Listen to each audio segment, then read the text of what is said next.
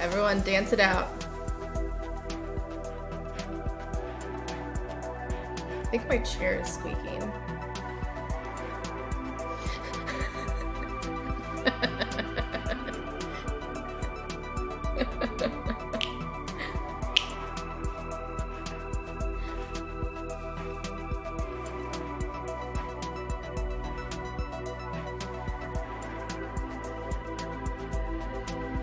There we go. Yay! Let's get lost, people! What up? I already did the intro, that's it. Oh, I think you're muted? Yes. So. There we go. Yeah. Starting off strong. A good Ralph time, is in the building. Ralph. You walked into a good time. Yes, you did. Indeed. We are Geek the F Out, and we are about to geek the F out about Lost. AKA my favorite show of all time, and I have seen it a bunch of times. Johnny, this is his first time through. I have popped his Lost virginity, and yeah, he popped it real good because he went through 4 seasons real quick. Yes, so he's technically seen ahead than these 12 episodes. Copious notes. I'm so proud. Yeah, once I started, it was like... Yeah, you can't stop. Pringles. Once you pop, you can't stop. Yeah. And I did the Oceanic logo as my makeup. It took longer to mix the right color to make magenta, this like magenta color, than it did to put it on my face. The Price is Right. So it's funny that you say that, Ralph. In my day job, I do travel report audits for employees who they go and they, stay at a hotel, buy dinner, whatnot.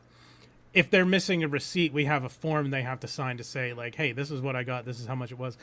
No lie, I had a missing receipt form today, and they have a very distinctive look. The dollar signs from The Price is Right, they're very curly around, and they have they don't have a slash that goes through. They just have a slash for the top and the bottom of the dollar sign. Yes.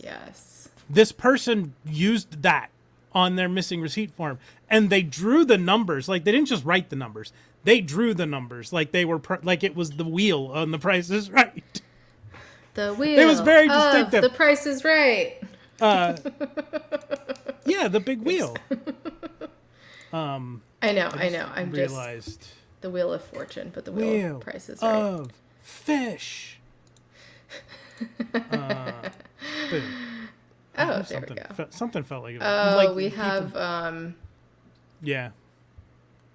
I don't need to say. There we go. Yeah. I was about to change it. There we go. In case someone knew. Slap that like. You can also smack that like, y'all. Welcome. Should we say hi to the chat before we get started? Yes. Allison Troy's here. Hey, girl, hey. Is here. Hey, girl, hey. As previously mentioned, Ralph is here. Hey, girl, hey. Payne's toy samples. Hey, girl, hey. I think they meant to say dropping in to say hey, dropping a like, then I'm out. Oh yes, definitely. So we were talking about. I'm gonna star this comment for later. Okay, Go ahead, Johnny. We're talking about the first season, episodes 1 to 12. Mm-hmm. Doing the first half, and then we'll do the second half next week.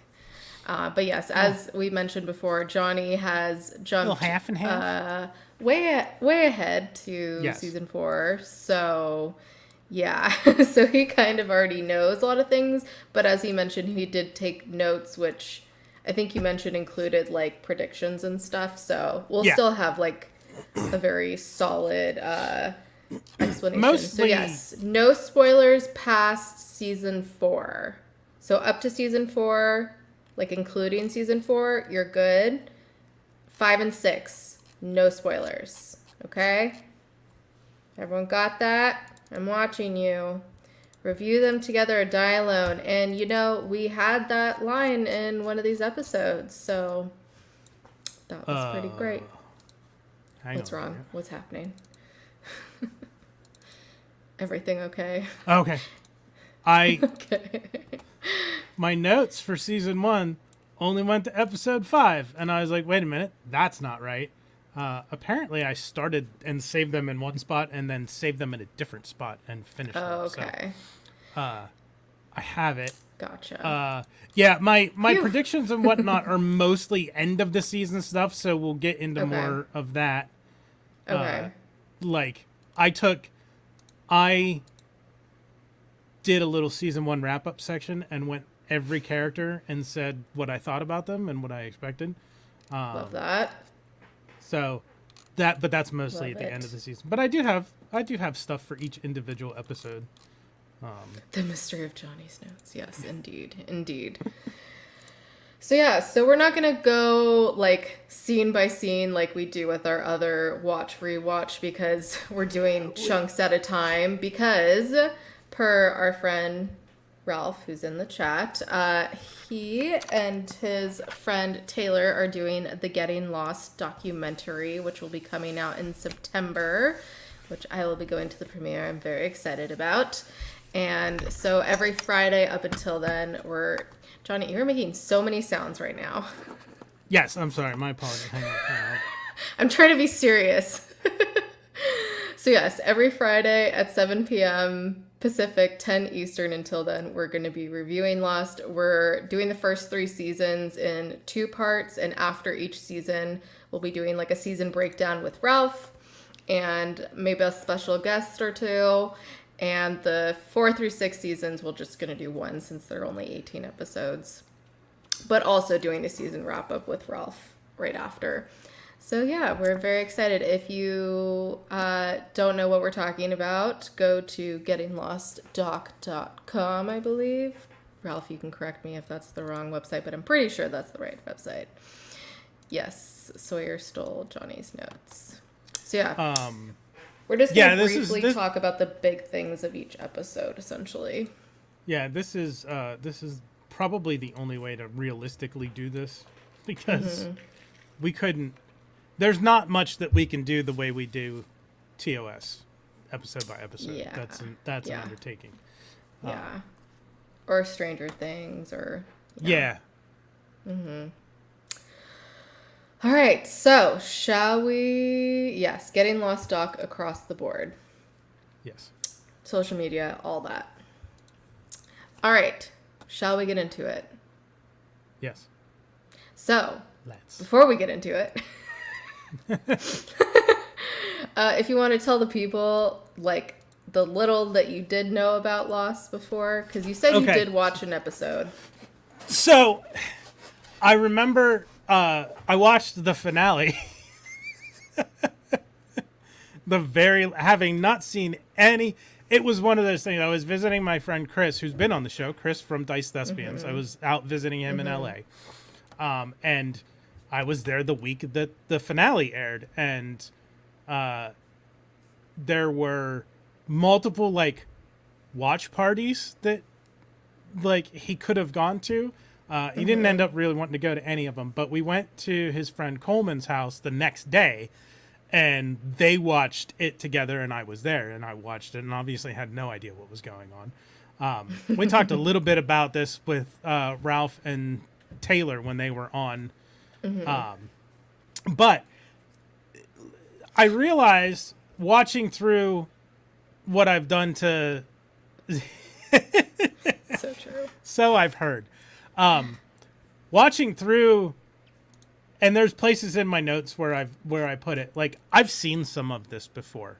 I think what it was when I worked at a local restaurant, I delivered pizza. It was an Italian restaurant, and I delivered. So pizza. Did you see snippets in people's homes as you were delivering? No, we had a TV in the dining room that they kept on, and I feel like Lost was aired. Must have been on ABC, and Lost was playing while I was in the dining room or running back and forth when we weren't busy.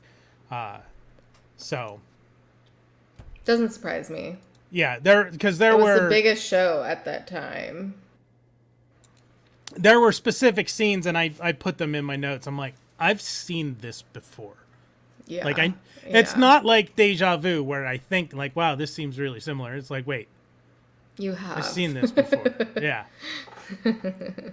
Even though it was however long ago. Yeah. All right. So let's actually get into it now. Once again, we're doing season 1, episodes 1 through 12. So we're going to start with the pilot, very appropriately named, as we meet the pilot of the plane.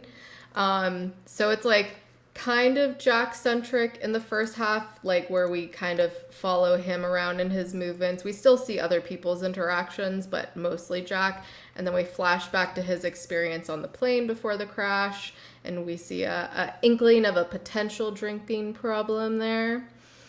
And this episode, we also have the first black smoke monster, where I can say that because Johnny knows what that is, which is nice, because I was like, how do I describe like this weird noise coming from the jungle and the trees are moving, this monster?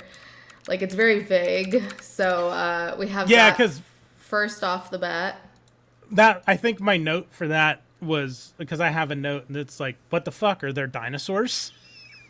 That was my first thought, which Chris also mentioned that. Yeah. He really wanted a T-Rex in the jungle, Secret Land of the Lost reboot. Yeah, growing up loving Jurassic Park and dinosaurs, I really wanted it to be a dinosaur, so I was right there with ya. Oh yeah, so apparently, fun fact, Michael Keaton was supposed to play Jack. Yeah, and he was supposed to die at the end of the first episode. That's interesting. I wrote in my notes, I'm like, hey, it's Greg Grunberg. Oh, he's dead. Like,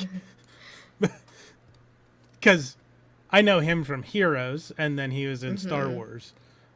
He's been in a bunch of other sci-fi stuff, too. But I was like, oh, it's Greg Grunberg. And then, like, 2 scenes later, I'm like, oh, he's been dead. Yep. Yeah. Allison says, I wanted to be the ghost of Gilligan, come back to wreak havoc. Wow, Secret Gilligan's Island reboot. That would be something. That would be. And we have Locke smiling with the orange, which if you saw our thumbnail, I may have hit it in one of the O's as well as Vincent in the other O. Yep. There it is. I was very excited about doing that. And yeah, so that's like pretty much the first episode. I mean, the first part of it, like I said, is through Jack's perspective, and it's kind of one long scene following him around, and then we start to split off, which I think was very iconic for the time, and also the budget for this was absolutely insane. I forget exactly what it was, but it was the like biggest, like the highest, what the fuck, why can't I talk? Most expensive pilot? Most expensive pilot at that time, which I think there's been a couple shows. I don't know if it was Game of Thrones or someone else beat that. But yeah, so did you have any theories about what the monster was besides a dinosaur, or did you just think dinosaur? At this point, I was just like, is it a dinosaur? Like, I know it's just like, because everybody always, I figured it was the smoke. Well, no, I don't think I knew it was the smoke monster yet, because I knew about the smoke monster, but I didn't associate a sound with it. Yeah, you didn't scissor them together. Yeah. So I was like, what the fuck, is there dinosaurs? And then I also knew about the polar bear, but that didn't sound like a polar bear. So Thank you. I didn't know what it was, but dinosaurs was my guess. I will also say, I noticed it because it's my very first note. Wow, the aliasing on the Lost logo is so early CG. When it zooms in, it's real jagged, and it's that way on and I get it because it's early CG and they're doing a thing. But it's really jagged. They need to run it through a filter. I don't know if it's early CG. I mean, kind of, but like I just saw Lord of the Rings in theaters again. 4K extended edition, duh. And I only saw it again. I wasn't going to see it again. I only saw it again because it was on a giant ass theater finally, or screen finally, because every other time it's been in a small theater. And that CGI, I mean, is just amazing. But also that's Weta. I mean, that's really that's Weta, and that's Hollywood. And it's a movie, not a TV show. Yeah. Even though TV this shows did have a very high budget. Yeah, TV shows were a little different. I mean, they definitely cut costs on the logo because it was jagged. It doesn't matter. It just made me chuckle every time I saw it. I went, I'm sure it did. Yeah, it really did launch an era of minimal title cards. That is for sure. Oops. Yeah. Do you have any other notes for just the first part of the pilot? I thought it was like just the things I have like for Jack. It's convenient that he's a doctor and also took some flight training. Apparently, like that's convenient. My note for Charlie, I'm like, oh, he's a douche, isn't he? For who? Charlie. At the very beginning, I'm like, oh, he's a douche, isn't he? And then, oh, hey, it's Greg Grunberg. Oh, he's dead. And he's dead. And I'm spent. So were you hooked after this episode or after part 2 or later on? Because they do go together. But I was just curious. More after 2, I think, because like that's literally all I have written for 1. I have twice as much stuff for episode 2. Okay. Well, let's get into pilot part 2 then. We have a Charlie and Kate centric episode, which this early on, I think this was like one of the only times that there's like been 2 people's flashbacks. Later on, there's going to be a couple people's flashbacks in one episode. But definitely this was unusual. But at the same time, you know, it is the pilot, so they had to like start introducing people and giving them backgrounds right away. And so yeah, we find out Charlie has a heroin addiction. Yeah, druggie. Great. Yes. And we have the mystery of the handcuffs, and unfortunately with the handcuffs became the beginning of the racism in this show. Everyone accusing everyone of different things, which I think this was especially poignant because this was only like 3 years after 9/11. And unfortunately, there was a lot of racism around that. And yeah, but at the same time, we see Hurley kind of being the peacekeeper, even though he calls Sun and Jin Chinese at first. And yeah, I'm just going to go through all of my notes that I have. We have almost naked Kate, which definitely knew I was not straight when I saw this scene. And we right away get into the tension between Sun and Jin as well as Boone and Shannon. And also we first see Sawyer's letter, which did you have any idea what this might be or any theories, Johnny? No clue at this point. I had no idea. Okay. And then let's see. Then we have the iconic backgammon light versus dark infamous scene of Locke. And that's the beginning of his and Walt's relationship. And we also get the famous polar bear scene, which it's crazy how, like, I get that having a polar bear on an island was like a big thing, but like the fact that there's been so many other things that have happened in Lost, and yet we like pinpoint that so often. About the Locke stuff, I have written down the quote, which I think was him. You're having a bad month. He said the wall, and then I have Locke says two sides, one light, one dark, and I'm like, is this whole thing a game / elaborate experiment? Like that was my everything on the island Is it some kind of game, some kind of elaborate experiment? And then the next thing, it's the fucking polar bear. See, even you knew about the polar bear. Yeah, I remembered the polar bear. Like, I remember people being like, why is there a fucking polar bear on a tropical island? Yep. And then we find out that Kate's the fugitive, but we don't know what she did quite yet. Were you surprised that Kate was the fugitive? Yeah, I was thinking the dude was I wrote, this dude is either the marshal or the prisoner. I didn't suspect that Kate was going to be the one that was the actual fugitive that was being transported. I wrote, oh, Kate was in handcuffs, so Shrapnel Dude is the marshal. Yep. Shrapnel Dude. Shrapnel Dude. And the very iconic line from Charlie of, guys, where are we? The polar bear didn't even have any Coke. Charlie was super bummed. Any theories? Did you have any theories about like who the French woman was at all, or did you think it was just kind of like a throwaway thing? I didn't know. I wrote down, I was like, the iterations were interesting because every time it was like iteration, blah, blah, blah. And I was like, how the fuck is this still playing after 16 years? Like, we come to find out that there is definitely power on the island, but I was like, it can't just be running off a battery. I mean, if there's a bunny behind it, it could. Also, because you love bunnies. Here comes the bun bun. Yep. Everyone beware of the bun bun. Be very afraid. And all right. Moopsie. The Moopsie. Moopsie.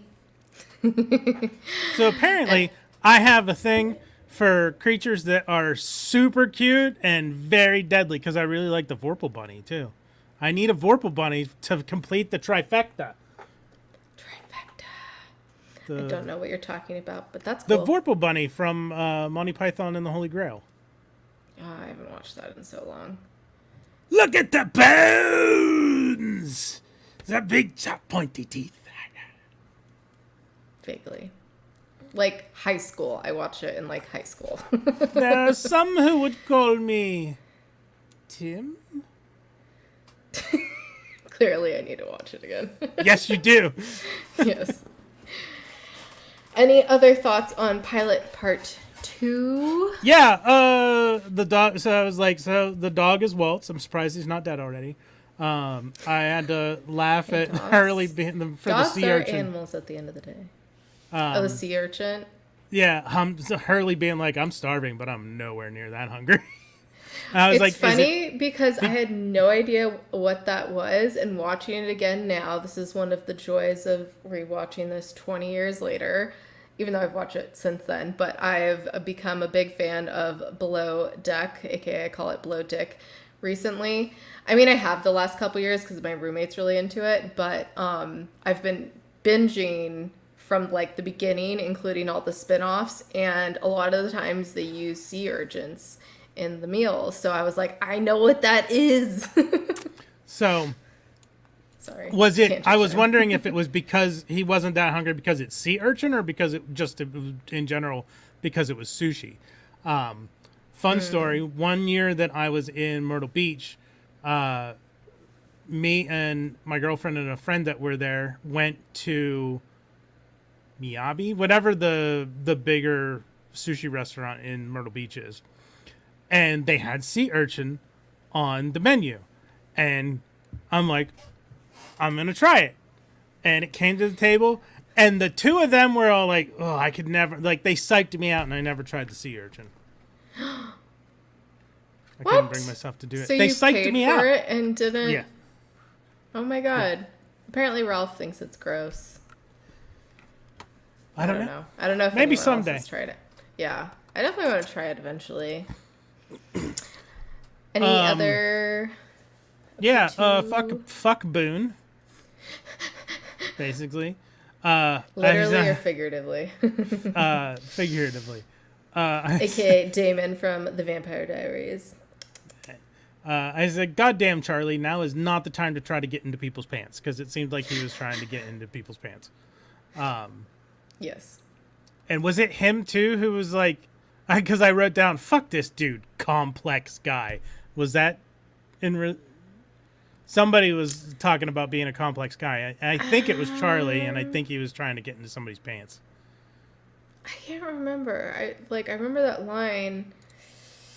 Either him or maybe Sawyer? I'm not sure. Maybe. Anyhow. That's it. Okay. Oh.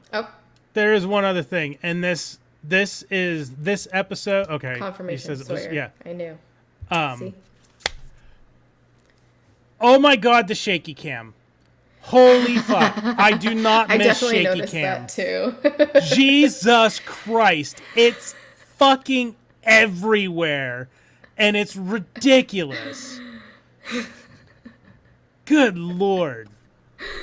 I can really do without all the goddamn shaky cam. I will say, I definitely noticed it, but also since I've seen it so many times, I'm used to it. And I also, wasn't always looking at the screen because I've seen it so many times before. So, yeah. And yes, the Boone-Shannon incestuous sibling relationship thing was weird and gross. I mean, they were step-siblings. Yeah, it's not technically... Hey, we ship Rhaenyra and Daemon in House of the Dragon. And they're legitimately incestuous, so... Yeah. So, anyways. All right, shall we move on to episode 3? Tabula Rasa? Mm-hmm. Which I was, watching someone's breakdown... And they totally said it weird. I'm like, tisk. What is this? Screen crush? And him always mispronouncing things. So this is a Kate-centric / flashback episode. And this is the first actual flashback episode where it just focuses on one person for all the flashbacks. It's different when you're a Targaryen. Yes, indeed. So for her flashbacks, we have Kate in Australia running from the law and getting arrested by the marshal, but we still don't know what she did. And that includes when she stayed at the farm. And we have Jack and Hurley find out about Kate, and Jack confronts her. And Saeed and the crew that heard the French woman, they decide to lie to people, not to worry them. But Kate tells Jack, so, he's always got to be included. We have the beginning of Charlie and Claire flirting. Very cute. And Michael's beginning distrust of Locke. And Michael running to Sun topless, which will also always be ensnared. What the fuck word am I thinking of? Seared into my brain. There we go. And we have the beginning of Charlie and Locke's complicated friendship. And the plot twist that Sawyer shot the marshal, which, did you see that coming, with him being the one to shoot him and not Kate?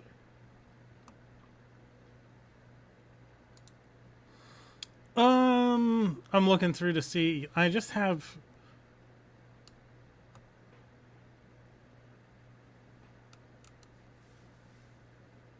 I don't have anything about... He shot the marshal. Mm-hmm. When did he shoot the marshal? The only thing I have Sawyer. When he helped him. Is that when he helped him? When he killed him. Yeah. Okay. Because I said Sawyer fucked it up. Shoot him in the head. What? God damn it. If we had we didn't learn from that with Infinity War, with going for Thanos' chest instead of head. We better have learned from that by now. Just saying. And yeah, I have a note about the gun. I was about to ask how much ammo they have left when they said they only have one bullet. But yeah, he should have shot him in the fucking head. God damn it, Sawyer. Agreed. We have Vincent returns, and a very sweet moment with Locke finding him but letting Michael take the credit and be the hero for his son. And we saw multiple shots of Locke in the last couple episodes, whittling something. He was making the fucking dog whistle to get Good Vincent catch. to come back. And you're just going to have to keep your eyes open more and more because the Easter eggs just go crazy, especially in season 2.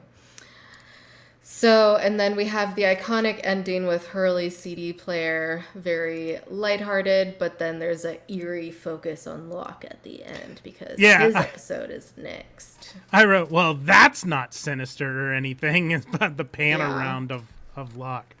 Yeah. I wrote, so other things I have for this episode, like the very first thing I wrote down is Sawyer is the asshole. Yep. Pretty much. Sawyer is your Steve. Yeah. I have the secrets are already piling up, not telling them about the 16-year transmission. Nope. We both clicked it. Yeah, well, Ralph is excited. I wrote, LOL, everyone trusts Kate because she's hot, but she was the one in the handcuffs. Yeah, she's honestly, like, as we learn about Sawyer, he's done a lot of shit too, but, like, Kate's really done a lot of shit. And, like, as well. Legitimately, that's the only reason I can think of is why people are trusting her is because she's attractive. Like, they have no reason to trust her. Attractive people get away with a lot of shit. Yeah. Unfortunately. Pretty privilege, as they say. I said something was, I can't remember what it is now, because I have real subtle Hurley, parentheses with Kate, but now I can't remember what it was that I'm like, that's real subtle. I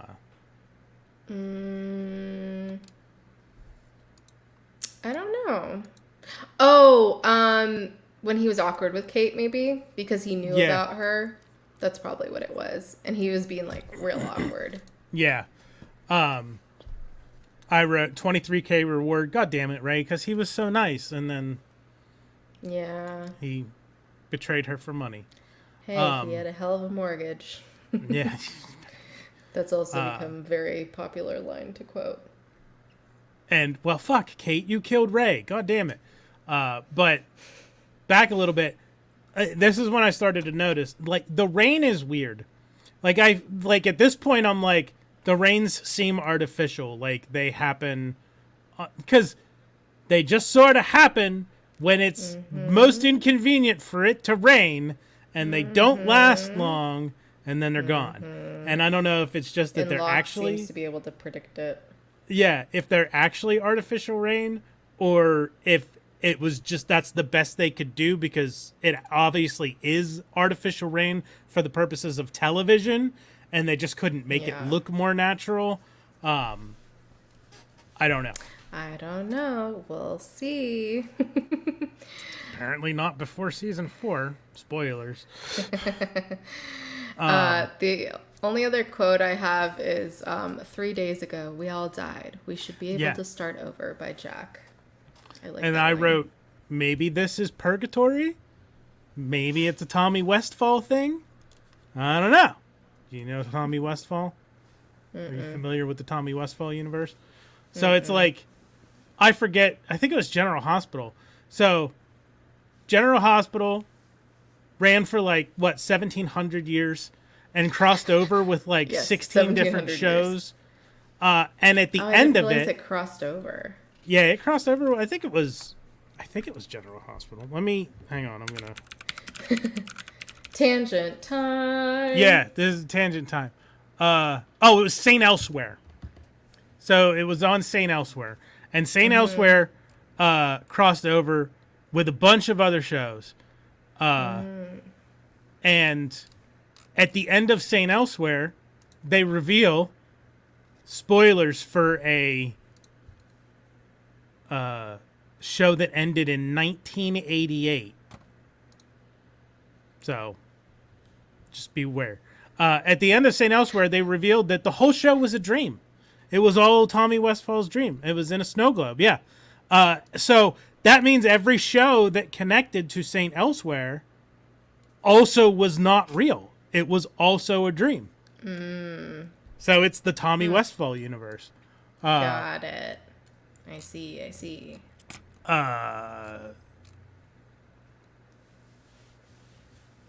me see. What was the... I wanted to see if I could find a list of the... Oh, the other ones? Yeah. Oh, yeah. Uh, his imagination created a continuity now spans over 1,500 films and television series. Wow. That's crazy. I I will say think that's that's also kind of similar to The Grinch, except for it's like the opposite. It's like at the beginning, you realize it's all on a snowflake. But I always forget that. Every time I watch it, at the beginning, when they zoom in on the snowflake, I'm like, oh yeah, this is all on a fucking snowflake. I think there's got to be some that people are just really reaching. Oh, I think there's got to be some where people are really reaching because they're saying like Agents of Shield is part of the Tommy Westphall universe. What? Baywatch, Being Human. Like I think people are just really reaching for some of these. Yeah. But there's even the most tenuous of connections puts it into the Tommy Westphall universe. That's funny. All right. Any other thoughts on this episode? On to Walkabout. Yeah, artificial rain. There was a point where the flashback, I forget what it was, but after I wrote, well, fuck, Kate, you killed Ray, I'm like, okay, we saw all this before. Why they were showing us something that we'd already seen, and I'm like, why are you retreading this ground and showing us these scenes again? Sometimes they do that. They do like overlap with the flashbacks just to remind you like what happened like right before if it is like a continuous scene cut up. And then I think it was something with like Jack not caring about what Kate did and why the marshal had her under arrest because I wrote down, oh, fuck off, Jack. We want to know. We want to know why she was in handcuffs on the plane. The people need to know. Yeah. We need to know these things. Come on. Ay. Yeah, so that's it. We can go on to Walkabout.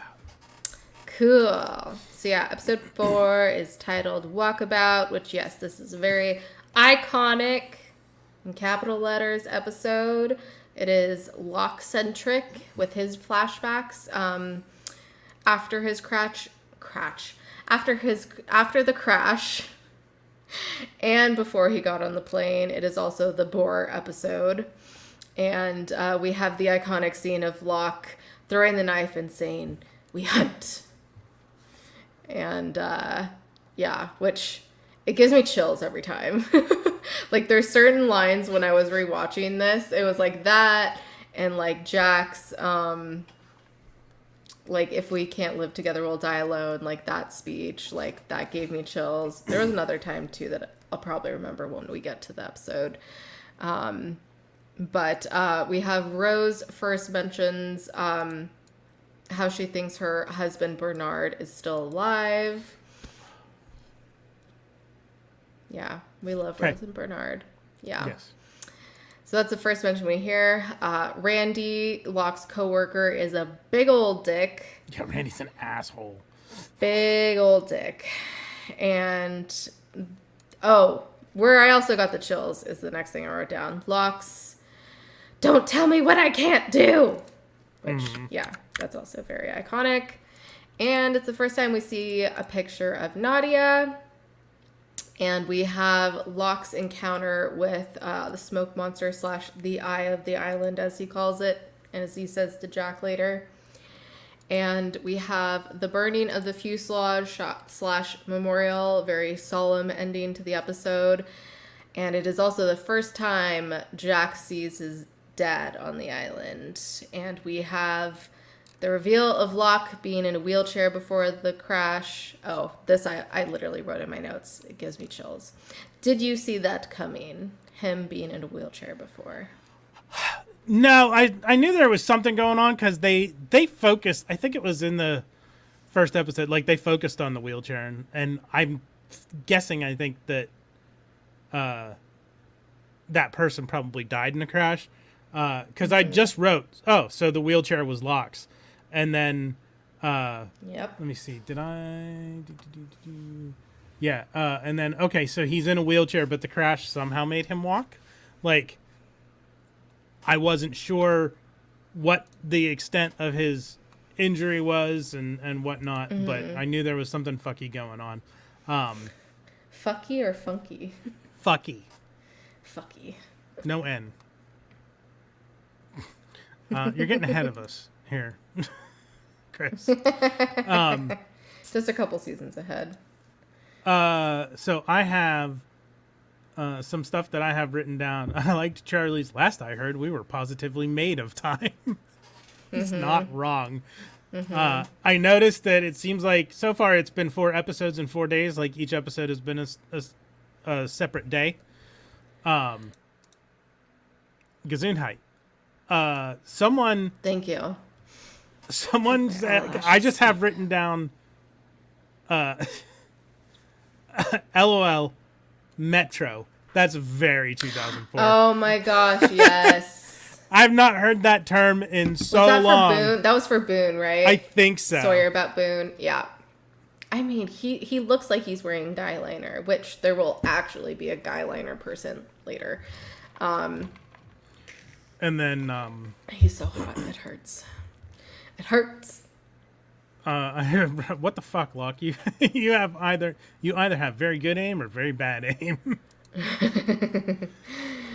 Indeed. Oh, before you say it, I will. I did freak out a little bit where Shannon was like, "I nominate you, Captain America," to Boone. I was like, "Oh my god, this didn't mean much to me back then, but it means everything to me now." Just like another line that will be coming up in an episode. I had to laugh at the TPS reports mention in Locke's flashback. Because of fucking Office Space. I thought that was hilarious. Okay, I don't know if I knew his name or not yet because I just wrote Walt's dad, but Michael. Yes. Why are you asking the one person in the camp who doesn't fucking speak English to watch your kid? Walk 20 feet and ask Hurley. Or ask Claire. Or anybody else but the one dude who doesn't fucking speak English. What the fuck? It's stupid. The rest of the plane is like 20 feet away. Yeah. He is definitely a little dumb at times. Jesus Christ. To say the least. Which I'm like, it kind of sucks that it turns out that way. Because I'm like, why does... I don't know. Yeah. Anyways. Continue. Charlie is so full of himself and so full of shit. Yeah. Jack, Indeed. You fucking did this to yourself, dude. Like, he's bitching about being, I don't want to be the leader. I'm not the leader. You goddamn did it to yourself because you took charge and started making decisions. I mean... It's your fault. Yeah. I think his Why is everybody looking to you to solve the problems? With that one. Because you started solving problems, Jack. That's why people are asking you to solve their problems. Because you just started doing it. It's very interesting watching this back now. Because, yeah, growing up... Well, first of all, I wanted to be a doctor growing up. And I feel like doctors were always seen as these, like, infallible people. And, yeah, somewhat leaders because they're so smart. But at the end of the day, like, they're still human and they're still... and, you know, they make mistakes. And also, I think a lot of, like, doctors and people in the, like, medical worlds have a kind of, like, detachment that they've formed from people so that, you know, they don't get attached to people. They have to in a manner of speaking, and, yeah. You know, that doesn't necessarily make them the best leaders. And I think that really starts to show. And I think the show does a good job of, like, humanizing everyone, even if, like, someone's, like, super smart or, like, yeah, you know, has been a great surgeon. So that doesn't mean you're not human at the end of the day. Yeah. I had something about, someone said stop giving us the steal signal, and I had a question mark after it because I just think I don't understand I think it was Sawyer. what they were talking about. Oh, no. Oh, like steal a base? No. Like baseball? Yeah, to steal a base. I think it was when Locke was doing a signal, so it wasn't Sawyer then. It might have been Michael. maybe? But I noticed that too. I meant to write it down, but I forgot. I noticed Saeed's thumbnails are super long compared to like I didn't the rest of his fingernails. To the point where I had to Google it. And apparently the actor plays guitar. And so he kept his thumbnails long so that he could pick the strings better. That's all it is. It's not a coke nail. It's not anything like that. He used it to play guitar. Usually it's not your thumb either anyways. Yeah. Not that I would know. Well, we all see the thing about like Princess Leia's coke nail on her pinky. Oh, I actually have not. You haven't? That's funny. Yeah. I'll have to look that up. Yeah, you'll find it easily. My nails are just always different lengths. Like, literally. There's so many different lengths. Because they break off because I work for a living. Locke thinking he's in a relationship with a phone sex girl? Come on, dude. Yeah, which I never realized until now. Because I thought that maybe she was like some kind of therapist. It wasn't until I was like, oh, she's literally a call girl. Yeah. At first I wasn't sure, but then there was, I don't remember the exact thing, but there was something that she said near the end before they hung up. She's like, I'm going to have to charge you.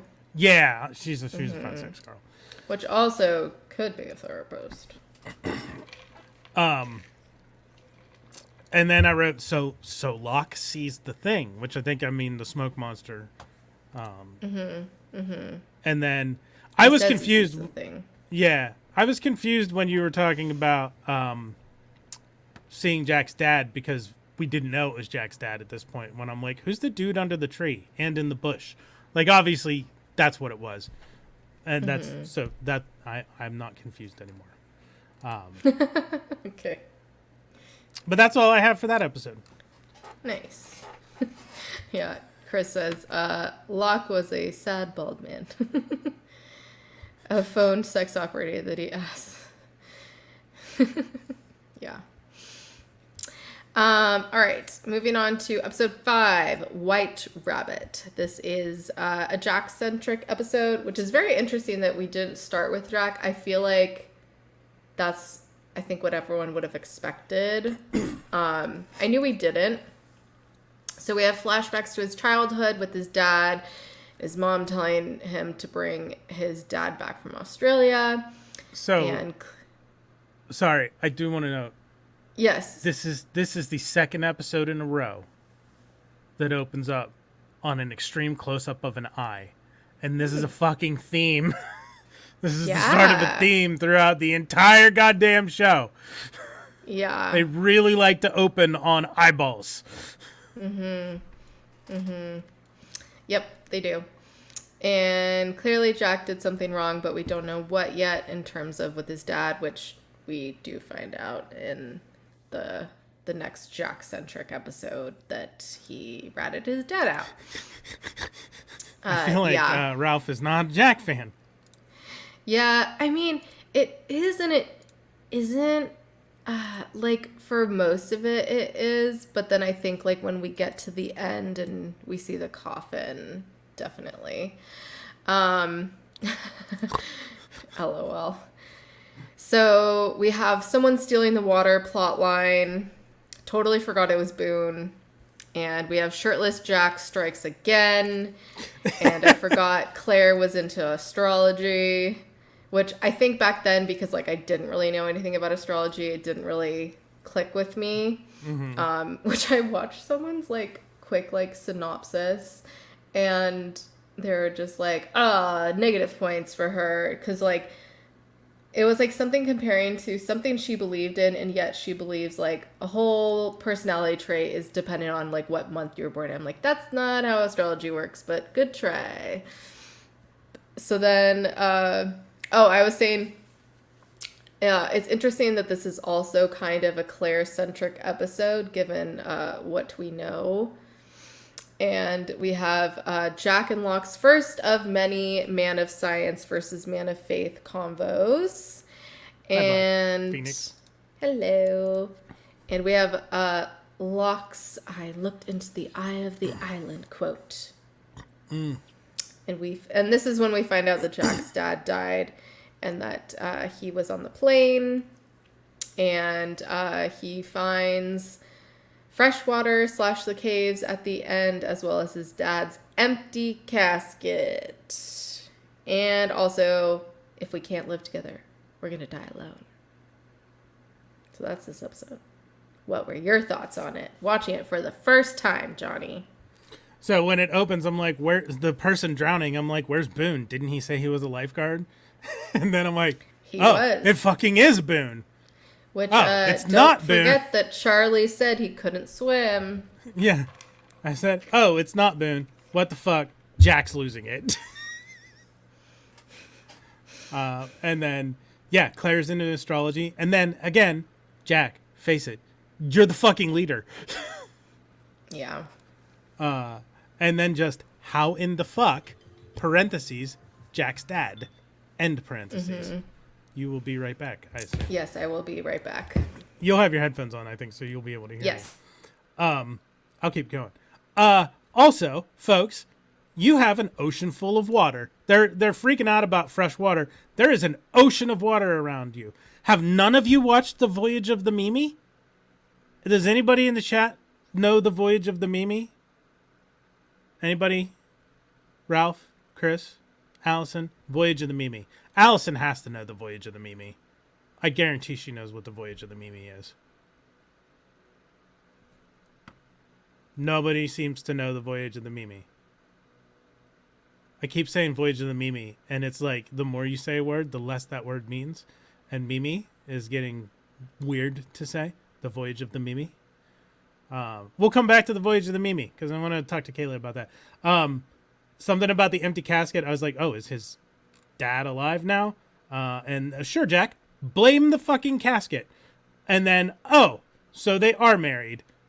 We don't have their names, but Sun and Jin at this point, I don't know their names. But I'm like, Daniel Day Kim and the woman, they are married. I don't think we had confirmation before this that they were legitimately married. But at the end of this episode, we do find out that they are married. I've got nothing else for this. So Voyage of the Mimi, nobody. Chris says he does not recall it. Nobody else said anything. So I just, get some ocean water, put up a tarp, boil it, condensation. It takes the salt out. You have water. That's it. You have not watched? I'm surprised. I watched it in 8th grade. It's an educational thing. I think it was on PBS, too. Voyage of the Mimi. Unfortunately, the Mimi is been decommissioned and is scrapped now. It's a boat. They were on a boat, and they got shipwrecked. And I very specifically remember the episode where they were talking about getting water, boiling it so that it would evaporate, and using a tarp to collect the condensation so that it would roll off into a different container so that it would not have the salt in it. It would be fresh water. Nobody on the plane. I'm just in a class all by myself. See, I should have been there. I could have helped them. They found it. It was okay. But could have been hey guys, I saw The Voyage of the Mimi. We're good. We'll be all right on this island. I have all the skills I need to keep us safe. I'm trying to see. I was reading about the Mimi itself.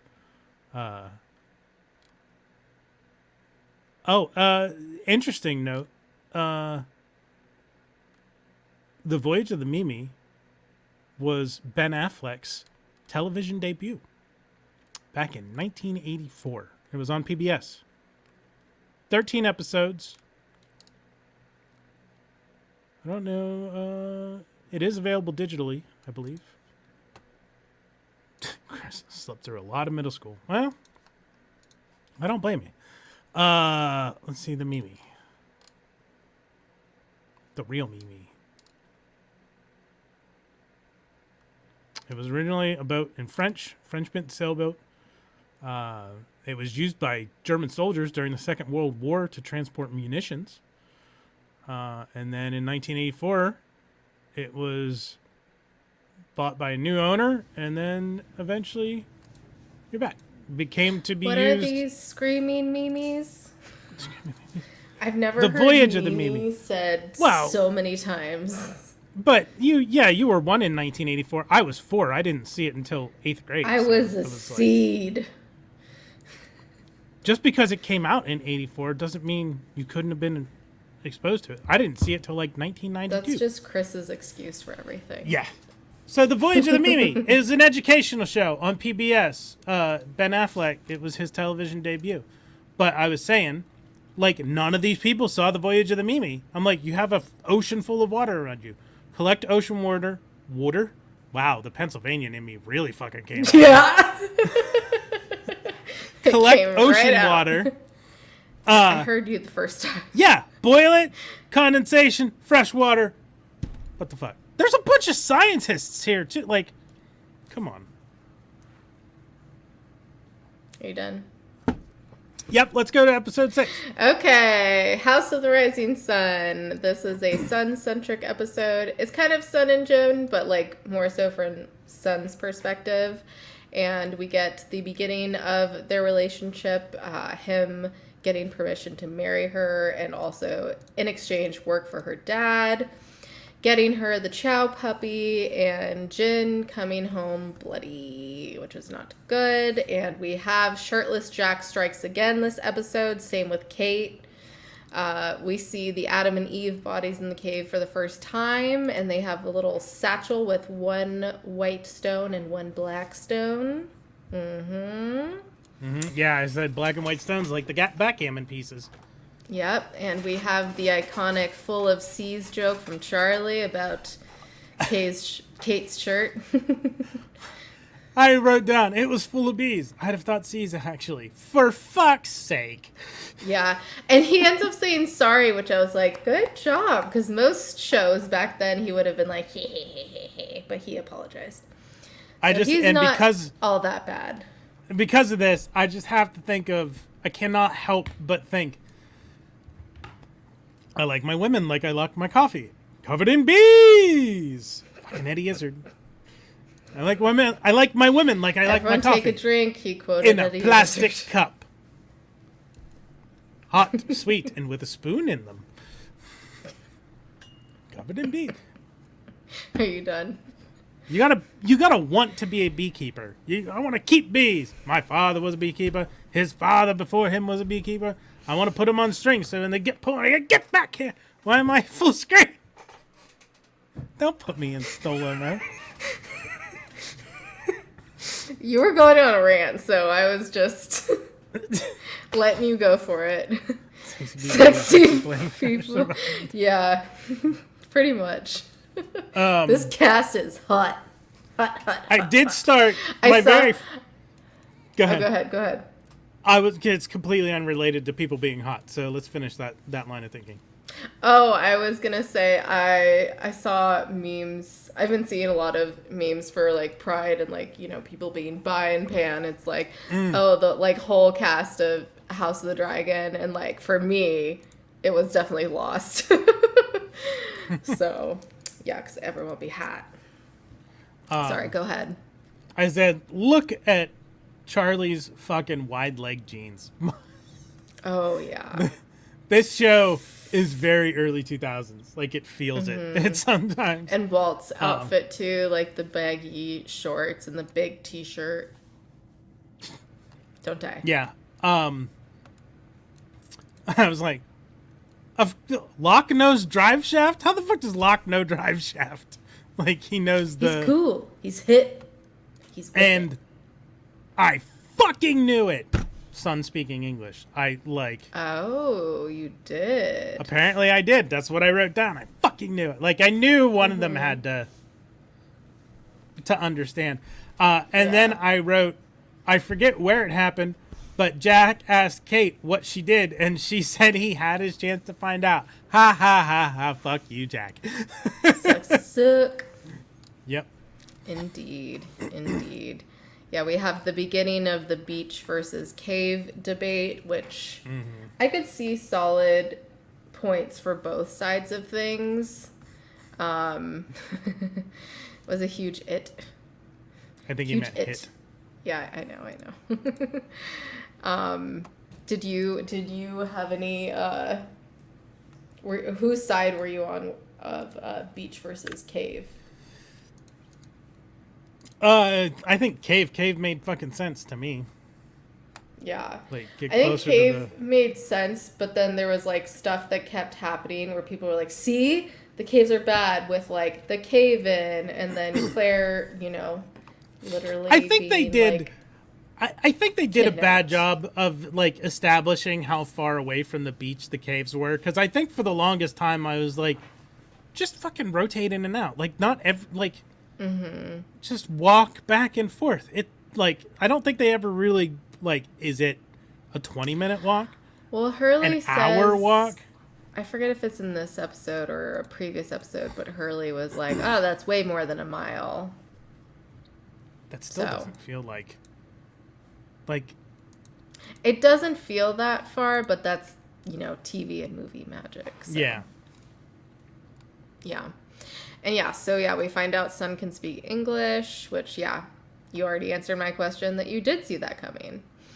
And we have Locke's concept of the island giving you what you're looking for, but you have to give the island something in return. So he shares that with Charlie, and, that applies with his drugs and the guitar. And we have another joyful ending with a song from Hurley's CD player. That's all I got. I don't have anything else. All right. Moving on then. Except something like, what the fuck? Why did Jin attack Michael? Yes. And we find out. But, yeah. Yeah. Yeah. The watch. All for the watch. Which it's interesting that it's Sun's dad's watch. Very interesting. So, episode 7, The Moth. This is a Charlie-centric episode where he goes through withdrawals and a cave-in traps Jack, and so he has to go in and help him and save him, even though he ends up getting trapped too. And we have Charlie's flashbacks with his band and his brother, and pretty much how he got Charlie hooked on heroin. I mean, he didn't get Charlie, but like influenced him to get hooked on heroin. And I only have 3 other notes for this. I have shirtless Sawyer. Saeed gets knocked out just as he finds the signal. And there's a lot of moth symbolism throughout this episode, hence the name. For one, I'm like, fucking Charlie's Catholic? I'm shocked. I mean, yeah. I have Sawyer is more than meets the eye. Charlie's brother is a bad influence. Get fucked, Jin. Jesus. LL, a fucking Tell us how you cave-in, really of course. And then, oh no, Boone, do not trust Shannon, don't do work. Don't do it. It's not going to happen. Like I thought. And then Sawyer goes all that way just to not tell her about something. I don't remember what that's in reference to. About Jack being trapped. Right. Oh, yeah. And then, so, I think this was between Locke and Charlie. Locke's like, asked 3 times. I'm like, what? What is Locke, a fucking fae? Like, what? Is he a fairy? Like, what is this? Asked 3 times. Could be. Sawyer's a fucker, LOL. Too bad Jack's not dead. Also, this antenna plan is fucked. But yeah, not wrong. Something I don't remember. Why would you try it at that point? Like, I don't know what they were doing. It's between the antenna plan being fucked and a Charlie flashback. Maybe the heroin. Like him trying the heroin. Oh yeah, like what? Yeah, that's probably what it is. Like, why would you even try it? Yeah. And I'm like, from my limited info, Charlie is not wrong about his brother. Yeah. And then I said, well, shit, they all actually came through. And then it was Saeed at the top, right, who got clubbered? Or, no, it was Sawyer. Was it Sawyer who got clubbered? It was Saeed. You're talking about knocks out when he finds the signal? Yeah, it's Saeed. Yeah, Saeed gets But we clubbered don't at the end. know who does it. Did you have any theories on who did it? I think, honestly, I thought that it... Because did we start to get the hints that Locke didn't want to leave yet at this point? Not really. I don't think so. Okay, I don't know who it was then. I mean, clearly he likes having, purpose, and this is what he wanted his walkabout to be. Yeah, I have no idea because in the next episode, but I don't think anyone else knows that. Yeah, I wrote, who attacked Saeed? Which, I can't remember the last time I've watched these, but I forgot. So that'll be a surprise when I find out again. Don't tell me. I want to be surprised. Even though I've watched these many times, I've still forgotten. Oh, really? Did you only watch up to 12 for this? Yes. Oh, okay. And I watched them twice in the last 2 days. I remember. I remember something that you don't. Well, you just watched them. Like, I don't remember the last time I watched season 1. True. Maybe 3-4 years ago. Probably 2020. Excuse me. Should we go on to Confidence Man? Confidence Man. All right. Yes, we have a Sawyer-centric episode. We have Nikki Sawyer to start us off, and he says, "It's about bunnies." I was like, Johnny's going to like the beginning of this episode. I don't know. I wrote, for fuck's sake, Sawyer. He doesn't give a fuck. He does not. And so Kate reads his letter. We find out about Claire's peanut butter obsession. Hurley has the great line of, "That was like a Jedi moment." We have Saeed tortures Sawyer for an inhaler for Shannon, which apparently never had it. That motherfucker. I wrote, does he even have the inhalers, or is he just acting like he does? He doesn't have it. What the fuck is wrong with him? Yep. And we have Kate and Sawyer kiss, which I was so pissed that they kissed before her and Jack did. Back when I was 12 watching this. So pissed. So pissed. And her right or left hook elbow to his face, because it wasn't her fist, it was her elbow that hit him, Sawyer. Which I remember to this day that my dad was always so impressed by. He was like, that was her elbow. It wasn't her fist. And Kate realizes at the end of the episode that Sawyer wrote the letter. And my question was, any theories on what's going to happen with Saeed going off? I'm pretty sure he's dead because I wrote, "Bye, Saeed." I feel like I thought he was going to get killed. Or you were just saying goodbye to him. Yeah. I wrote, I feel like if this wasn't broadcast television, Sawyer would be asking Kate for a blowjob. Or was it Kate or Shannon who was asking for the inhalers? Shannon. Well, Kate was asking for Shannon's inhaler. Yeah, I think it was first. I was like, if it wasn't broadcast television, he just straight out. Well, if he this was literally HBO, says, "You're lucky I'm a gentleman, or else I would be asking for more." Yeah, but that's only because it's broadcast TV. Yeah. And then is that when she clocked him? I'm like, Sawyer deserves it. 1,000,000%. And then I wrote down, if you do this, what? Are you not going to fuck him anymore? Was that Kate to Sawyer too? Because it seemed like what do you mean? Was, I don't remember. I thought I did a better job than apparently I did. This was right before does he even have the inhalers? So I think it was probably still Kate and Sawyer. And I guess I was getting the implication that she was going to give him what he wanted, but then didn't. He just wanted a kiss. That's what he always literally said he wanted, was a kiss. Yeah. kiss is broadcast TV Sex. allusion to fellatio. Apologize. Yeah. Yeah. Per like in, Star Trek. By any other name. Yes. Indeed. Any other thoughts on this episode? I'm wondering if, and I'm assuming again that this is, I need to use less pronouns and more names, less pronouns. Is he being weird or has he actually fucking lost it? And I think I'm still talking about Sawyer because it's right after he doesn't have it. What the fuck is wrong with him? Could be.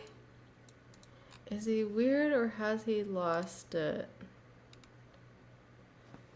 I mean, Jack loses it a bunch of times, Maybe. So... But I don't think he lost it in this episode.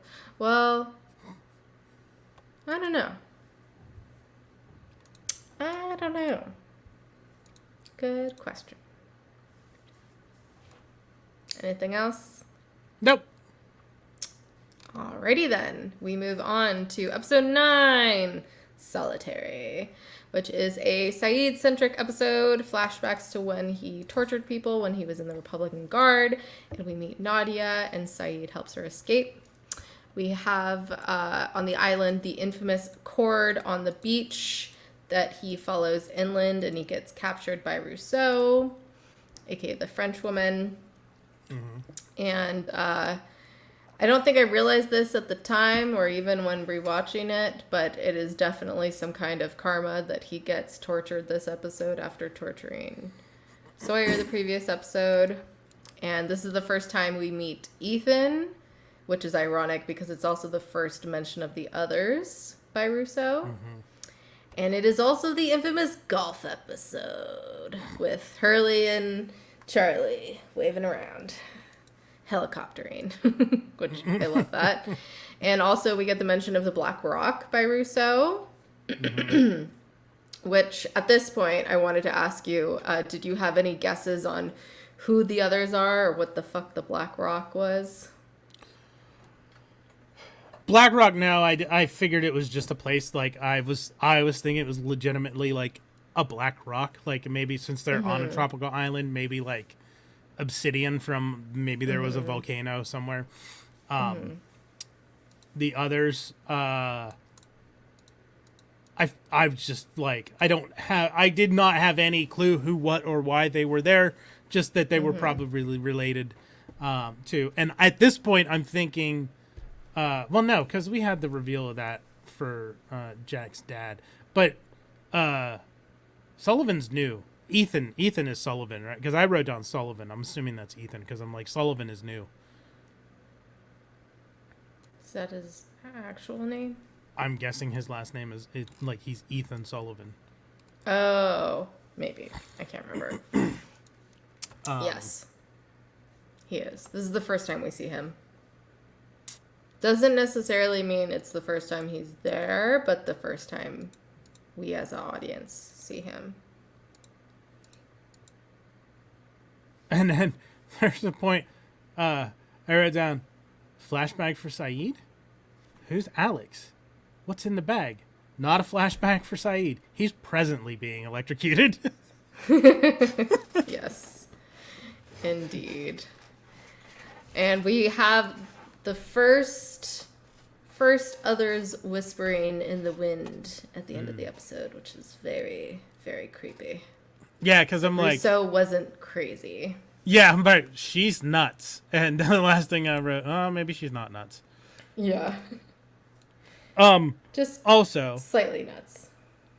I wrote, do not think that Sawyer is not an asshole just because he showed up to the fucking golf course. Like, that doesn't mean he's a good dude. Like, that doesn't mean you could trust him just because he came to fucking play golf. I don't think that's what he's trying to do. I think his conversation with Kate, like, Kate's just like, you need to, like, interact with people, essentially. I don't think he's trying to, like, prove that he's good or anything. I think he just, you know, is following Kate's advice that he should, you know, interact with people and maybe they'll eventually like him because, if we can't live together, we're going to die alone. Do you have anything else for this episode? Nope. All right. Next one. We'll move on to episode 10, Raised by Another, which is a Claire-centric episode. We have Claire's... My first note, we really like opening on extreme eye close-ups, don't we? Yes. Yes. Everyone gets at least one. You're all like, yeah, it's Lost. And I'm like, every time. Like, every time I notice. I'm literally so used to it that, like, you don't even think about it. It's because it's become synonymous with the show that, like, it's not weird for me. It's not that I'm used to it because I've watched it a bunch of times. It's just because, like, that's what it's known for, is opening on the eye. You gotta get Sawyer more involved for the leadership / love triangle, yeah. So we have her flashbacks where she finds out she's pregnant, meeting with the psychic for the first time, Thomas, the baby daddy, leaving her, which, fuck him.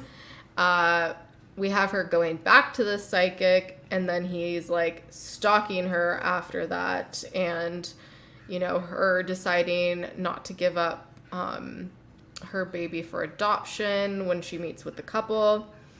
And then we finally have the psychic's plan for her to meet a couple in LA, which we realized by the end of the episode that he knew about the crash and may learn some more about that later on. We'll find out. So we have Claire's weird dream about Locke with the black and white eyes. And this was also the beginning of the dingo ate her baby jokes, which anyone who was watching this at that time was making because, she's Australian and she's freaking out that someone's trying to get to her baby. And, Thomas had mentioned Claire's daddy abandonment issues, which I definitely caught this time around. I'm like, that'll come back up again. Are you gonna lay right there? Okay. And, I noticed Sawyer's Stay Puffed joke, which I thought was very funny. Did you miss that? Did he just call Hurley Stay Puffed? Yeah, pretty much. Yeah, that's what I did. Yes. I didn't write it down, but I do remember. I know that. Not funny that he called him that, just, I love Ghostbusters. And we have Charlie's freak out when Claire starts having contractions. I thought that scene was so funny. He's like, I got this. Like, I conquered drugs. I can help you give birth. And he's like, well, we'll talk about that again. And he's like, no, wait, I'll actually tell you now. I'm like, Charlie, calm down. But we have... My neighbor had a loud, noisy baby. I wish we had dingoes in our neighborhood. And we have the creepiest end to an episode so far with them running into Ethan. Yeah. I think that was the end of this episode, right? Yeah. Yeah, I have. Yeah. Ethan wasn't on the plane. He actually attacked her because this episode was wild from my recollection. It's never good when the fortune teller tells you to get the fuck out. Yeah. She was dreaming again. No one attacked her. Gives you your money back. Yeah. I guess she was dreaming. I'm like, flashback? Did she have the baby? Why is Locke reading tarot? No, she's dreaming. Hurley, Hugo Reyes. Why? I'm not telling. I thought that was funny. In the flashback with he's already fed up. Fuck that dude. Her baby daddy. Fuck him. That dude. God, he can go. He's the one who wanted the baby, and then he's like, nah, it's real now. I'm out. I'm like, wait, technically it's not even real yet because the baby's still inside of her. So yeah. And I have a note about. I'm like, okay, Jack's not an OBGYN, but he is a fucking doctor, and maybe he knows a little bit about what he's talking about. Charlie and Claire should listen to him. And then I'm like, is the baby the Antichrist? And then Claire's not crazy, but like dreams can feel very real. Like you can wake up from a dream and be confused and think that it was real. Like it doesn't mean that Claire is crazy. Like she's just having vivid dreams, which I believe, and I don't even know if they mentioned it in this. Like that's something I've heard. Like pregnant women have dreams that can have dreams that are more vivid than dreams that they have any other time in their life. Wow. And I'm the one who's like, and people talk about me and with Stranger Things being like, fuck them kids. I think actually Jack mentions it in the episode about. I think so too. Yeah. Crazy dreams. Very vivid dreams. And then I am so not moving to the rape caves. I forget who said it. Shannon. Who else would say it? Yeah. Which she's like jumping to that conclusion about it, and should not laugh at that, but I was just like, of course she would jump to that conclusion because she's fucking dramatic. And then I was like, well, goddamn, Hurley actually talked Sawyer into it. Whatever it was, I forget, probably something with helping Claire with the baby, like doing work for someone else's benefit. Wait, this makes so much more sense now why I've been having very vivid dreams, because I upped my dose. Interesting. Didn't know that was a thing. And then I'm like, baby's coming. Why do so many people keep handing off responsibilities? It doesn't work out. If someone tells you to do something, just fucking do it. Don't try to don't delegate. You don't delegate on the island. You do your goddamn job. Indeed. Indeed. And then I have, so did the psychic know the plane was going to crash? Yep. He sure did. Yep. Because he's a fucking psychic. And then, hey, Saeed. And once again, we may or may not find that out later. Yes, Saeed is back. I forgot to mention that in my notes. Yes.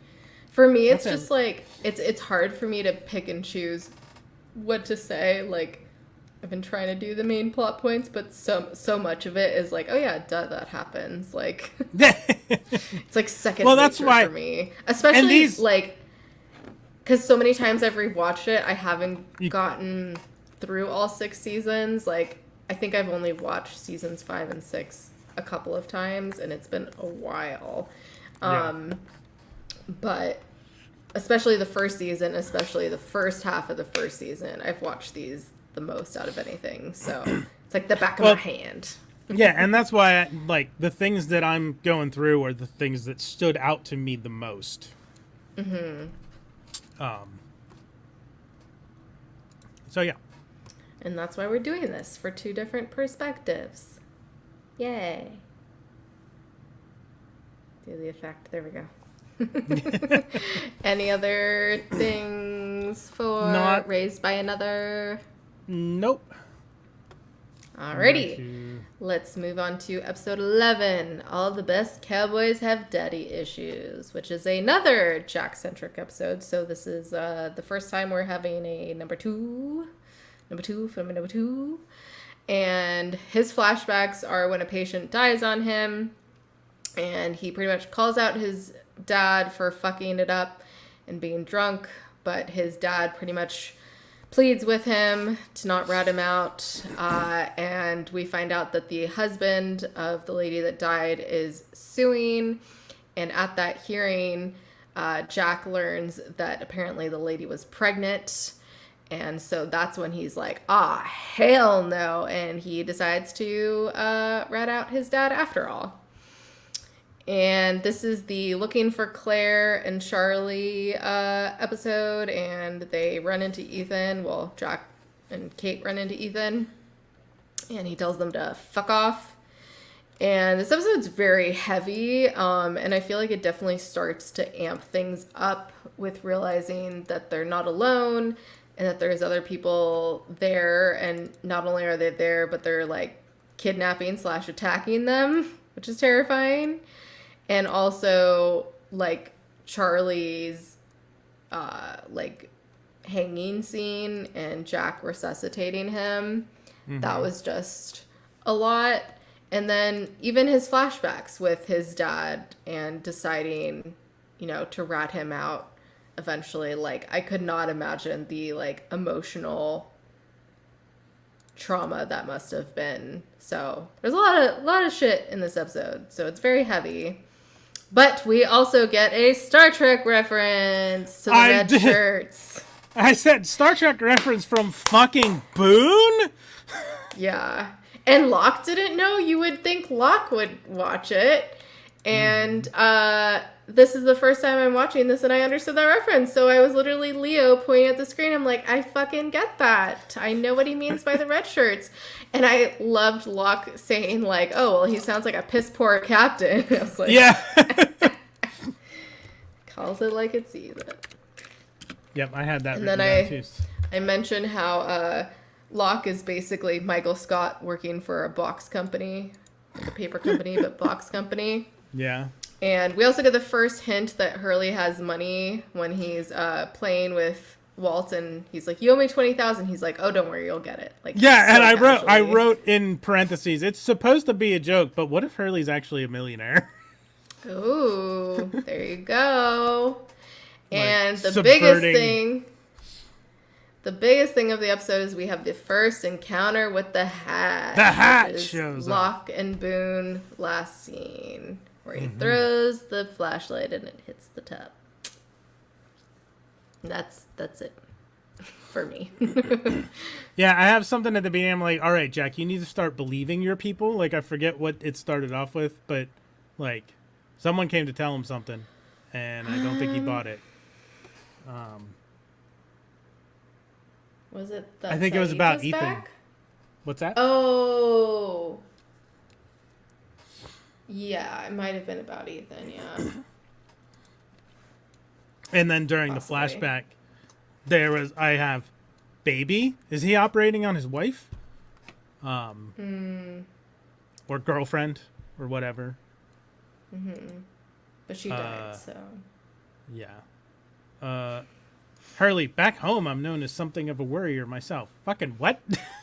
Yeah, I still don't understand that. What are you talking about, Hurley? I don't know, maybe the pieces of the puzzle will add up later on as I'm rewatching this, but I'm trying to think back to his, like, flashbacks. I can't think of anything. Well, shit, Ethan's a badass. Yeah. Flashback Especially when Jack. Locke is like, this dude knows more than I do. Yeah. Flashback Jack rocking those New Balance kicks. That's all my dad wears. They're such dad shoes. Yep. And then, yeah, Charlie's death fake out and the hatch. Indeed. Did you think that Charlie might have died? I don't think so. I don't remember being like, oh fuck, they're gonna kill him. And then because I wrote fake out, but that's because he got revived like right away, like same episode. Yeah. Well, it wasn't right away, but yeah. All right, shall we move on to the last episode that we'll be talking about this evening? Episode 12, Whatever the Case May Be, which, fun play on words because it revolves around a case and Kate. This is a Kate-centric episode. And we have Kate and Sawyer go for a swim in the waterfall, which was Bi Panic 101 for me as a 12-year-old watching this. And they find the case, that Kate wants the toy airplane because it belongs to the man she killed, as we find out at the end of the episode. And we have our flashbacks where Kate is involved in a bank robbery to get that toy airplane that we see out of a safety deposit box. And we have the beginnings of Saeed and Shannon's love story, where he asks her to translate for him. Some very cute scenes there. And we have Charlie and Rose bonding, and she helps him realize that it wasn't his fault about Claire getting kidnapped. And we have a very nice ending with Shannon singing the French song. And that's what I wrote. The first thing I have written down, and this episode is off to a great start with this, is how is she still shaving her armpits? And I assume it's Kate. Yeah. Like, on the island. Well, they had shavers in their luggage. Yeah, but eventually those aren't going to work. It's like very only well. like a week. If you're only shaving once in a while. Yeah, I get it. It's just like TV magic. Carefully. Yeah, not wrong.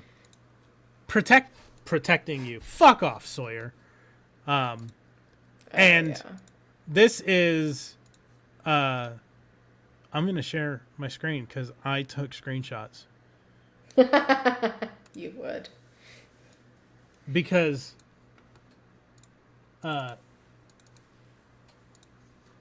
this is nothing. It's absolutely nothing. It does not matter. I understand this. But what are you nitpicking? The inconsistent sweat marks on Kate's shirt irrationally fucking infuriate me. This is before the hike to the waterfall. Before. Look how sweaty she is. Look at all of this. Right here. And her armpits. Yeah. Yeah. This is after. And the, sweaty hair. This is after they walk God knows how far to get to the waterfall. It's dried up. And her hair is not as sweaty. Greasy. Yeah. It should be the opposite. This should be what she looks like when they get there. And this should be how she starts. But like this. That's funny. Is nothing. Is not this. Kate has big pores. It happens. Yeah, but that still doesn't make sense. She should be more sweaty. I get it. Like, shit happened. Things we see. It was, and that she wasn't. This was. They just got there. You can see the lake behind her in the background here. They hadn't been in the water yet. It just, I know it doesn't matter. It doesn't matter. It does not matter. I was thinking that with your pointer. I was kind of doing it on purpose, but that's where the sweat was. Who farted?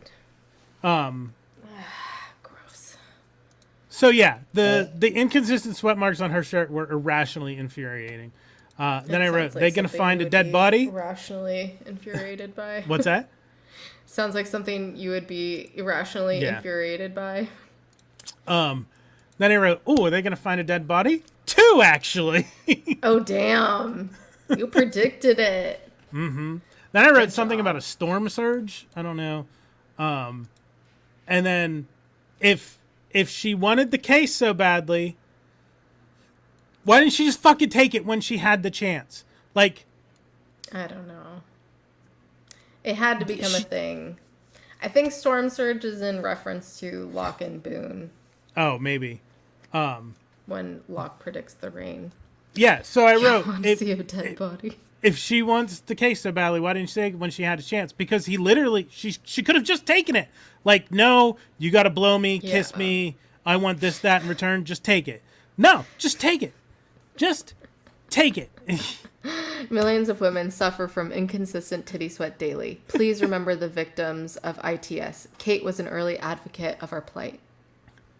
Yep. Well, then whatever material that shirt was made of was the best fucking wicking material on God's green earth, because the shirt was dry by the time she got to the waterfall. Was on continuity, obviously. Yes. They done fucked up Aaron. So yeah, she couldn't, there weren't, Sawyer was just gonna give her the case. But she didn't take it. Like, she didn't have to do anything. This is fucking stupid. Like, that's my next note. This is fucking stupid. What the fuck, Saeed? It was. Also, French really isn't that hard to interpret. It's a Latin-based language. If you know any bit of, like, Italian or Damn, Johnny. Spanish or English, you can probably suss it out a little bit. At least get kind of general meanings. This is still really dumb. This is still really dumb. Are Boone and Shannon really siblings? So I started to see that coming up, that they're not actually related. Yeah. My final He's very note. protective over her. My final note. This episode was a giant waste of time and was super fucking dumb. There's no reason for this episode to exist. It's interesting because a lot of the flashbacks obviously correlate to what that person is struggling with in the episode. It's interesting to see this one. We actually see like an item. I don't think we've seen that in previous flashbacks. Like an item that shows up on the island. You know? Are you talking about the case? No, with the toy airplane. Oh, but it was in the case. Because you see that in the flashback. Yeah. Yeah, I know. It was in the case. I'm saying... Are you listening? I think I am, but I think I'm confused. This is like the first time we've seen something in a flashback actually be on the island. Like a physical item. Okay.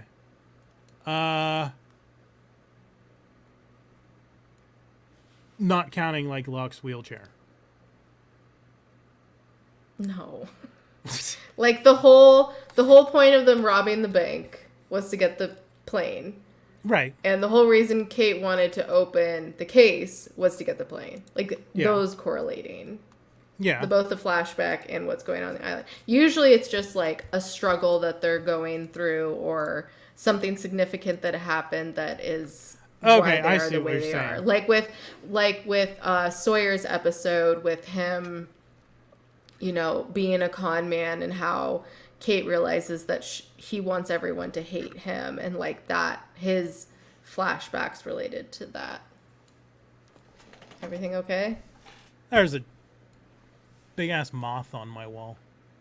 Whoa.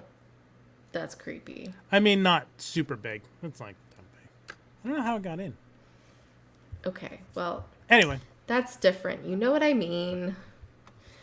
Yeah, I get what you're saying. It's the first thing that's like not it's a material object. It's not like like a concept. Her robbing the bank. I don't know. Clearly she did a lot of not great things. But in terms of like that was just how she got the airplane. Like what's really important is like the significance of who that like who that belonged to. Yeah. So yeah, it pretty much is a throwaway episode for the most part. Yeah, it's I really did not like. I do like the Saeed and Shannon stuff though because they're cute. Yeah, it's just getting started here, so I don't want to say too much about it. I agree with you, surprisingly, but this episode still is... Yeah. Don't need it. Yeah, I will probably never watch this episode again. That's fine. Honestly, it's very forgettable. Like every time I watch it, I'm like, oh yeah, she robbed a bank. That's right. Like when I watch it again this time, and once again, I've probably watched this 20 times by now. I completely forgot why she was in the bank. I'm like, why is she like, yeah, it's a pretty forgettable moment. But speaking of emotion, I think as a kid, being 12, watching this for the first time, like, it wasn't until later that I realized, like, why I resonated so much with this show, and, I think a lot of it was, like, obviously the characters' journeys, and, like, you're able to relate to them, but, also there's just, like, such real emotion in each episode, and such a wide range of emotion, that yes, you can relate to all of the characters, but I think it's very it was like such a kind of like a new concept in television, I think, for the most part, to have these like deep like feelings for these characters, and like feelings for what they were going through, and to see them acted out like pretty well, you know, and also to have these very like these very like sweet moments in all the chaos, and, you know, humor being thrown in there to lighten things up. And I think we've talked about that before with, you know, movies and TV shows that are, you know, more heavy. Like, there's a lot of stuff in this that is very heavy, like we just talked about. But you do need that humor to not just like lighten things up, but to just kind of balance things out in a sense. Those moments of levity. And I feel like those things really stood out to me rewatching these again for first time in a while. It's something like it, like this is what we're used to now, right? With television, mm-hmm. like stories mm-hmm. that take the entire season to tell, over multiple episodes. Yeah. Yeah. Like, we would not, I don't know what's going on out there. We would not have Game of Thrones if it wasn't for Lost. So, right. And that's just like more on the like kind of sci-fi fantasy genre of things, and having like a big budget for things. And that's HBO. Like, this was ABC. Yeah, like I was gonna say, at least mainstream, because like we had some stuff with like, you know, Star Trek Deep Space Nine in the 90s had some storylines that went through the entire season. Farscape mm-hmm. did it in the late 90s, early 2000s. But mm-hmm. like on a national like broadcast television, mm-hmm. like millions upon millions of homes, this was like the first real big one. We talked about that a little bit with Ralph and Taylor when they were on. Yeah. Like, it really did change the landscape of TV, and if anyone wants to argue that, you can get the F out of here. Because it did. It really did. I feel like it doesn't take much to recognize that, looking at what came before this and what came after this. Mm-hmm. And even shows like This Is Us, like such like a emotionally like not grounded, but like focuses on the emotions of this family and a lot of crazy shit they all go through. Like, I feel like that wouldn't have come before this, and stuff like that. I can't think of another example at the moment. While watching this show, this isn't tied to any particular season or episode or spoilers or anything. It's mm-hmm. a shame that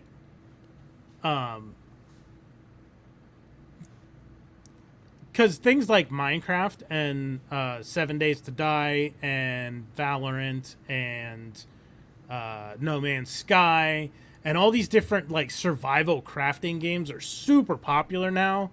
Mm-hmm. It's a shame that they weren't when this show was on, because I think there apparently is one lost video game and it's awful. Yeah. But I think it could be the basis for a really cool, like, open world survival crafting game where you just have the island as your setting and you have to walk around, mm-hmm. and like, it could be. I feel like they could probably do something really, really interesting with it. And this is also the like start of having like online interaction with media, mm-hmm. Especially because like they created websites and like all this other stuff for this show, which sadly they don't do as much anymore. Not as much. More so with like marketing now. Like for House of Dragon that just came out, they unfortunately used a lot of AI art to put like banners of like Team Black or Team Green all over New York City. It's more so stuff like that for like marketing than people interacting with content behind the scene. Yeah, a lot of people make podcasts, including Ralph. Heroes, like, was Heroes like the format of, you're saying the format of Heroes came out of like Lost? Yeah. They like would compare it, and they were both on at the same time, but Lost was way better. I watched all of Heroes. I'm surprised that I didn't. I couldn't make it past season 1. Really? I mean, some of the later seasons were not great, but I didn't think. I also watched it later on because I was very like anti-Heroes, just because people would always compare it. I'm like, you can't compare it. They're two completely very different shows. things. Yeah, Heroes was NBC's answer to Lost. Interesting. And then like Fringe after that was kind of as well, especially because there was some crossover with Lance Reddick. Rest in peace.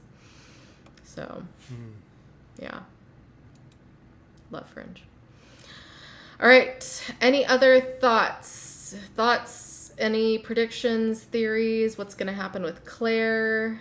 Did you have anything at that time? I wasn't. No, I didn't have anything. Let me see.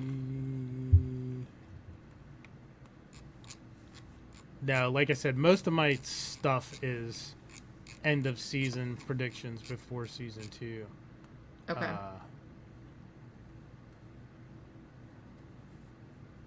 Yeah. I don't think that's a moth because I'm hearing from behind me. Oh God! I mean, some of them get pretty big and buzzy. That's what they said. All right. Well, that just leaves us with our. That's what they said. Yes, and there's a lot. I could have done more, but yeah. Yeah. Before we do our that's what they said, do we want to tell everybody what is going? I mean, from every Friday from here until September. Every Friday. So from here until September. Some we're gonna have to premiere because we have other things going on in our lives.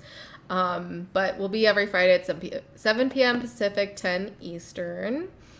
And Thursday will be our normal Trek Retrek at 6 p.m. Pacific, 9 Eastern, as usual. And yeah, make sure to smack that like, smack that subscribe, smack that bell icon if you want to follow us on social media, where we'll update y'all on everything. We pretty much only post on Instagram.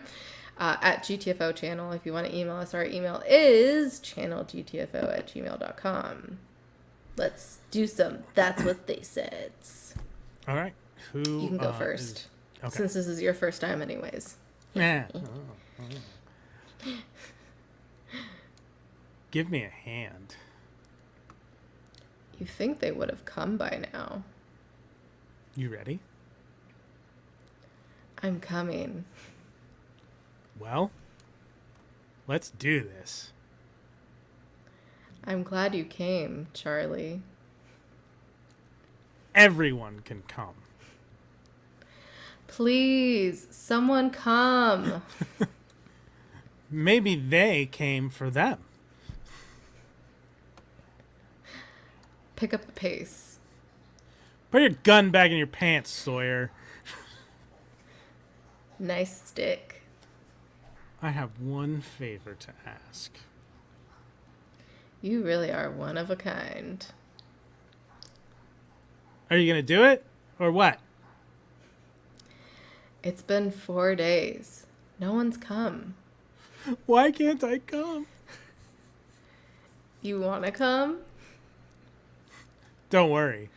I've climbed a lot worse. We'll try it again. I don't think this is something anyone would ever say. Don't swallow it. I will tell you what to do. Something tells me you're good. Waiting for someone to come. If you don't want to come, then find another way to contribute. God damn it.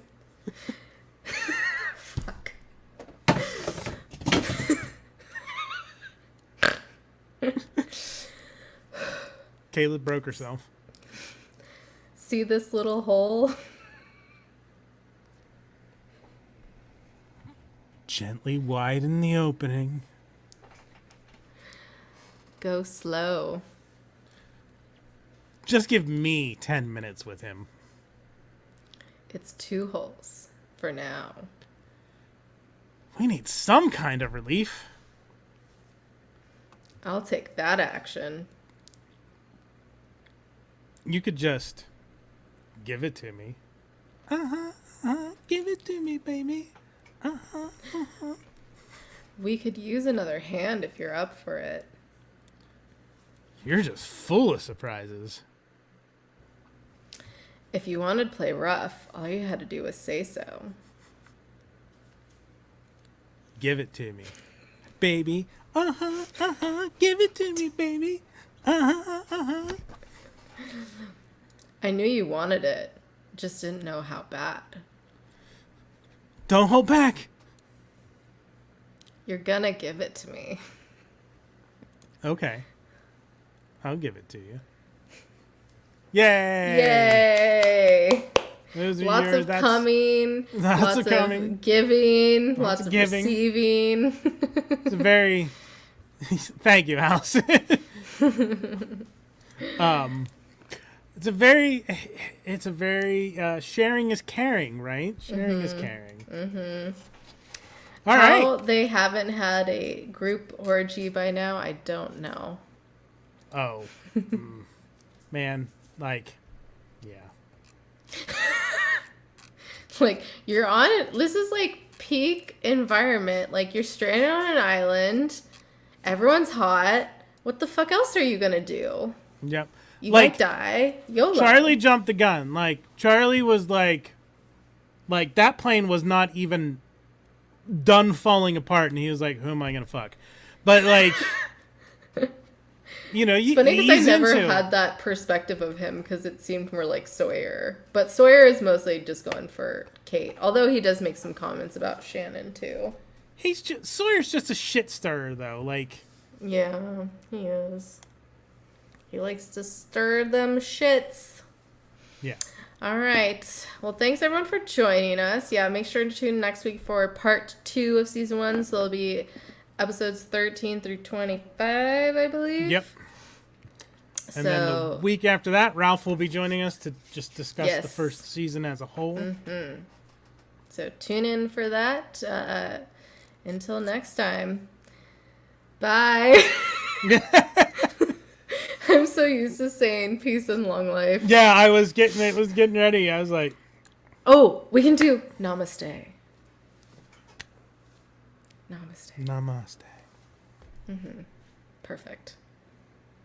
Even though we're not there yet. Bye. Thanks. I gotta...